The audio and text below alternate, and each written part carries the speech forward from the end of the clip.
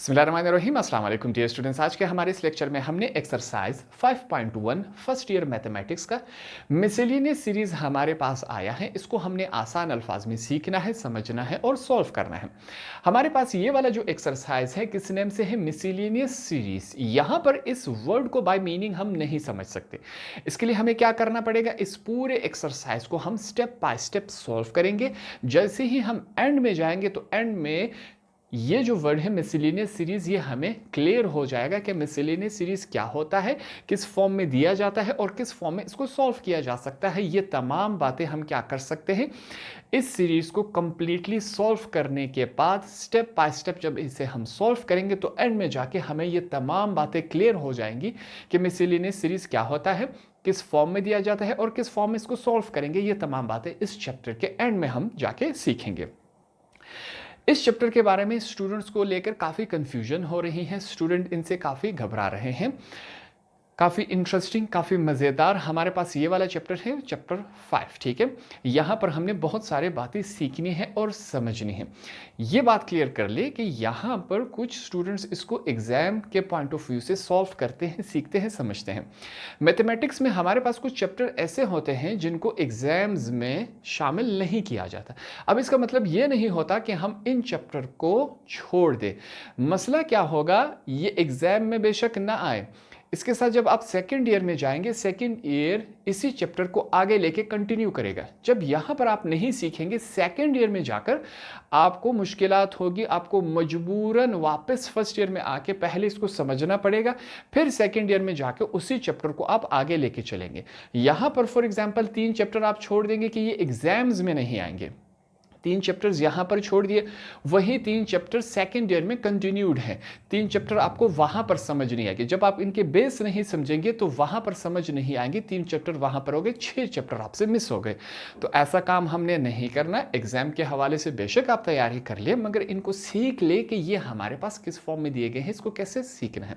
यहाँ पर मैं अपनी पूरी कोशिश करूँगा कि आपको मुश्किल अल्फाज, मुश्किल टर्म और मुश्किल तरीके से सॉल्व करने से आपको बचा सकूँ। जितना हो सके मैं ये तमाम क्वेश्चन आसान से आसान आपको समझाने की कोशिश करूंगा। आसान टर्मिनोलॉजी, आसान अल्फाज में यहां पर इस्तेमाल करूंगा जो कि समझाने के लिए बिल्कुल ठीक होंगे। हाँ, अगर हम उस पर डिबेट करना चाहें तो उसके लिए ये अल्फाज नहीं होंगे, ये पहले से मैं आपको क्लियर करवा दूं।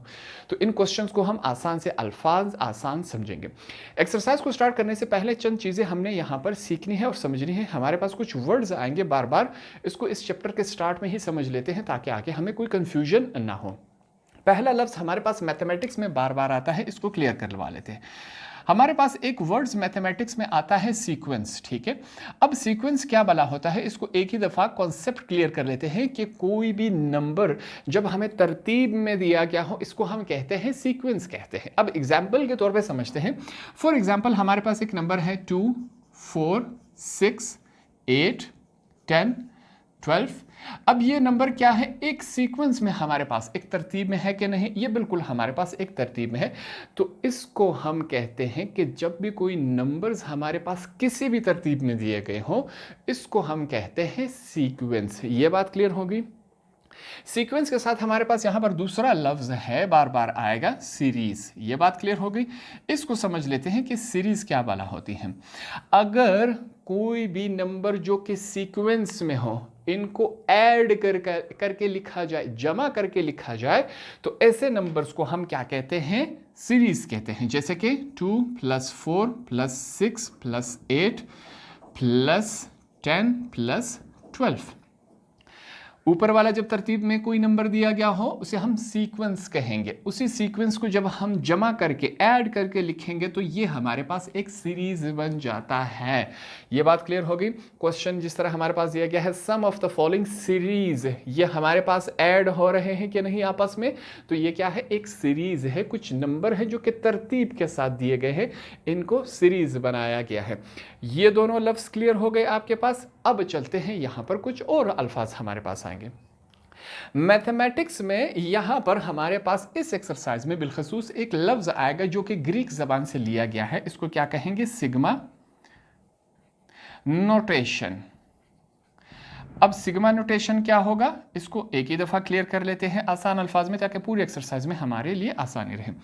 अगर हमारे पास मैथमेटिक्स में ये वाला निशान आ जाए, इसका मतलब क्या है, सिग्मा नोटेशन है।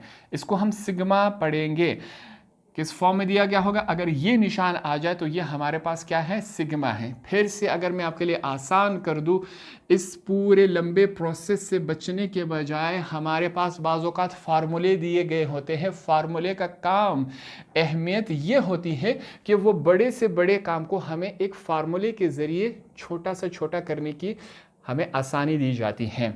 फार्मूले के ज़रिए बड़ा सा बड़ा काम, उस फार्मूले के ज़रिए हम छोटे से तरीके से आसानी से कर सकते हैं।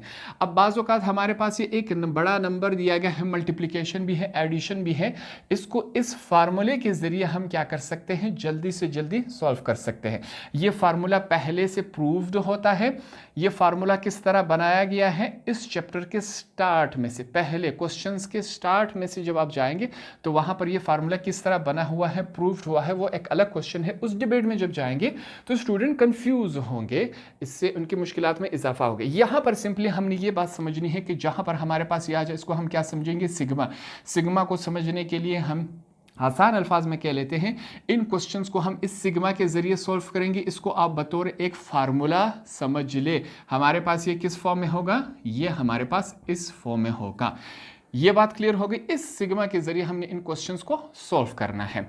अब ये फार्मूले चंद तरीकों में कुछ पार्ट्स में आए हैं।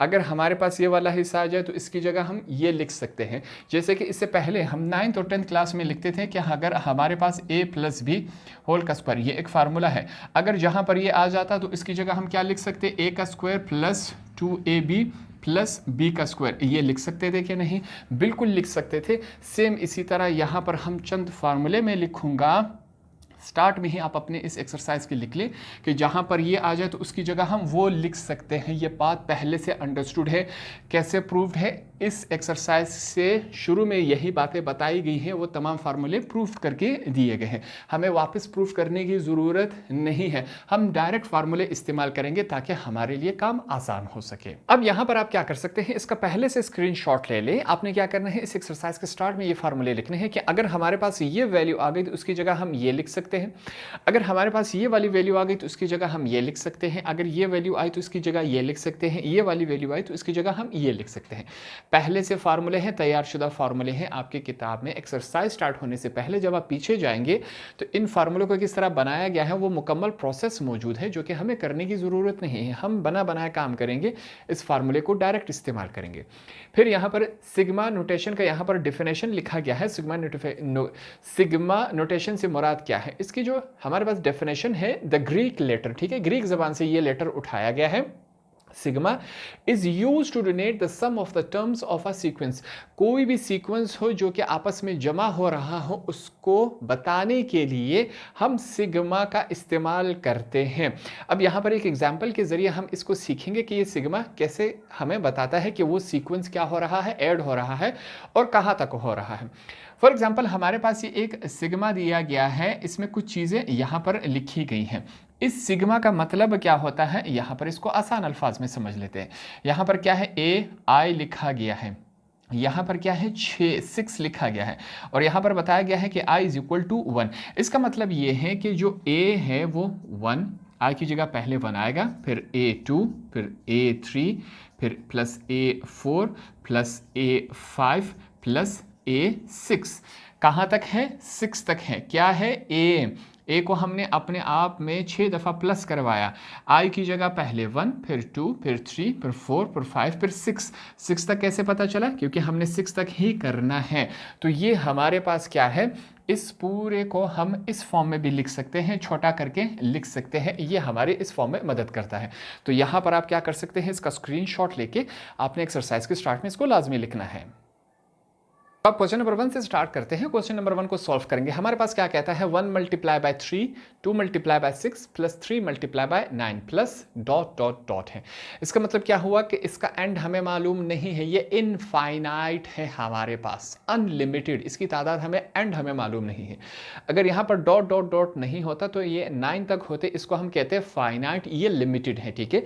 तो ये हमारे पास इनफाइनाइट है, इसका एंड हमें मालूम नहीं है, इस वजह से कह रहा है सम द फॉलोइंग सीरीज, इनको सम किया जाए up to n terms, n तक हम इसको क्या करेंगे, सम अप करेंगे। n से मुराद क्या होता है, जब कोई नंबर हमें मालूम नहीं होता उसकी जगह हम कोई अल्फाबेट लिख लेते हैं, n से मुराद नंबर है। इस क्वेश्चन को स्टार्ट करते हैं। सबसे पहले यहां पर मैं एक लफ्ज लिख लेता हूं, मैं लिखूंगा लेट टी के, ठीक है, लेट टी के be the kth term of the given series. इसको अगर आसान अल्फाज में हम पेश कर सके, इसका मतलब क्या है कि ये जो सीरीज दी गई है इसको हम कोई नाम दे देते हैं। क्या नाम दिया हमने, टी और के का हमने नाम दे दिया, ठीक। सिंपल अल्फाज में यही आपको समझा सकते हैं। अब क्वेश्चन को स्टार्ट करने से पहले जो हमारे पास पहला स्टेप होता है, इसको हमने किस मेथड से लिखना है, उस मेथड को समझाने के लिए यहां पर मैं आपके लिए चंद एक जुमला लिखूंगा, एक फार्मूला टाइप लिखूंगा।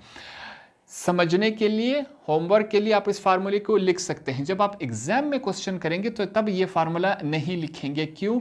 हो सकता है जो चेकर होगा वो ये समझ सके कि ये आपने कहीं से चीटिंग की हुई है, जहां पर ये लिखा गया है आपने सेम एज इट इज उठा के इसमें लिख दिया, तो इसके चांसेस ज़्यादा है। इस वजह से हम रिस्क नहीं ले सकते, हम इसको अपने समझने के लिए लिखेंगे, सीखने के लिए लिखेंगे। जब एग्जाम में जाएंगे तब हम ये नहीं लिखेंगे। जो कि हमारे पास क्या है इसको समझ लेते हैं। हम लिखेंगे टी के टर्म इज इक्वल टू, फिर लिखेंगे फर्स्ट टर्म, ठीक। फर्स्ट टर्म ऐड होगा हमारे पास किसके, के माइनस 1 के साथ, और मल्टीप्लाई होगा किसके साथ, डिफरेंस के साथ। इस फार्मूले के जरिए हम अपने क्वेश्चन को स्टार्ट करेंगे। ये बात क्लियर हो गई। अब इसको हम सीखेंगे, आसान सा स्टेप है आपके लिए, ये स्टेप समझना आसान रहेगा।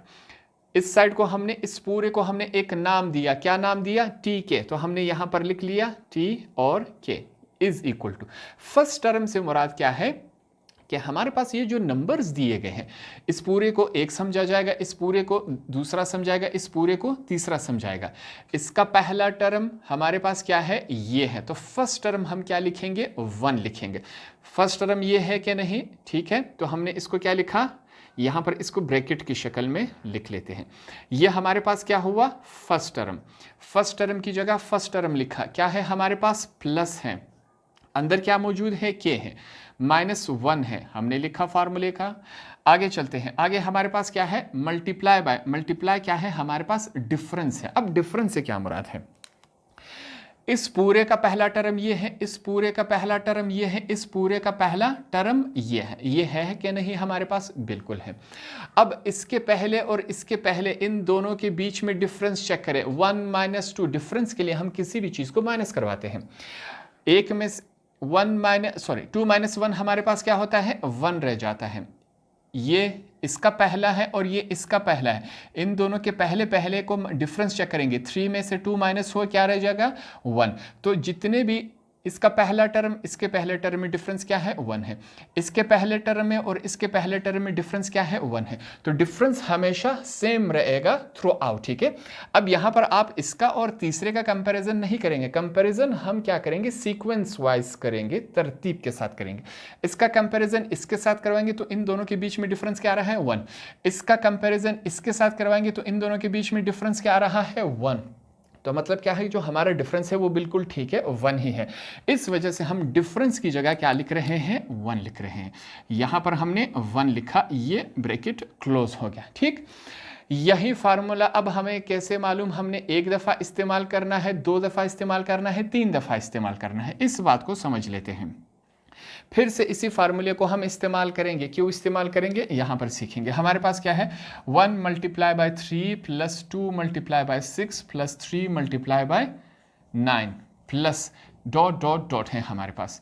यहाँ पर हम मल्टीप्लिकेशन की तादाद चेक करेंगे, कितने नंबर हमारे पास आपस में मल्टीप्लाई हो रहा है, 1 और 2, दो नंबर आपस में मल्टीप्लाई हो रहे हैं कि नहीं। तो इसका मतलब क्या है कि इस फार्मूले को हम 2 दफ़ा अप्लाई करेंगे। ये बात क्लियर होगी। अगर समझाने के लिए मैं कर दूँ 1 मल्टीप्लाई बाय 3 मल्टीप्लाई बाय 4 होता तो 3 हमारे पास नंबर्स आपस में मल्टीप्लाई हो रहे हैं, फिर प्लस होता 7 मल्टीप्लाई बाय 2 मल्टीप्लाई बाय 1, ठीक है, ये हमारे पास भी 3 होंगे। इसी तरह हमारे पास ये क्वेश्चन आगे आएंगे।